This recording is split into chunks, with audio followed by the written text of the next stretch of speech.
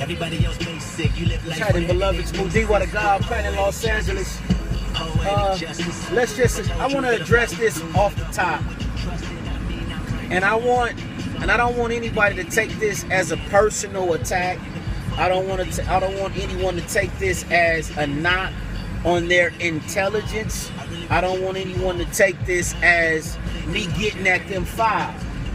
But I've noticed that we have an issue within a lot of people in the community, and that issue is we seem to latch on any group of people that are a people of color, and we seem to want to claim them as being us. Let me say that again. We want to latch on to any people of color and want to claim them as being of us. And this is fundamentally flawed for several reasons. But the main reason is a scientific reason. In general, a biological reason specifically.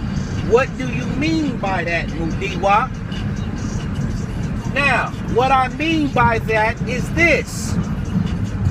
A lot of times when you look at an individual that's highly melanated, let's take the Dravidians, let's take the Negritos, let's take some of the indigenous people of the Americas, and you see highly melanated people. That skin tone and that skin color is a phenotype. Let me say that again. That's a phenotype. That's not a genotype. This conversation is about the difference between genotype and phenotype. That's where most of y'all fumble at. Now, what is genotype and what is phenotype? Genotype is the genes themselves. How the genes manifest is the phenotype. Let me say that again. The genes together combined create the genotype. The physical expression of the genes create the phenotype. In other words, you can see the phenotype, but you cannot see the genotype. Let me say that again. You can see the phenotype. You cannot see the genotype. This is why I can look at a Middle Eastern person that's darker than some of the people in my family, and they're black people, phenotypically.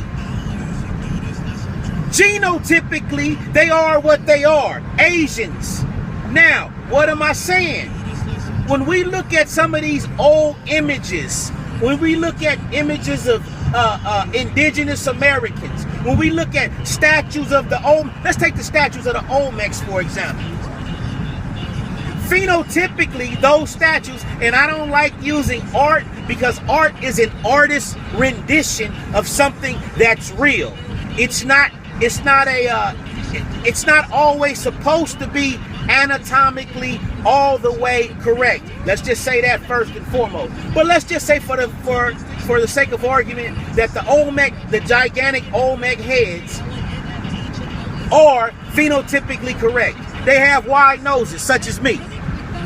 They have broad lips, such as, well, my lips not all that broad, but some of the people that have broad lips. I said that to say this. Wide nose and broad lips are a phenotype.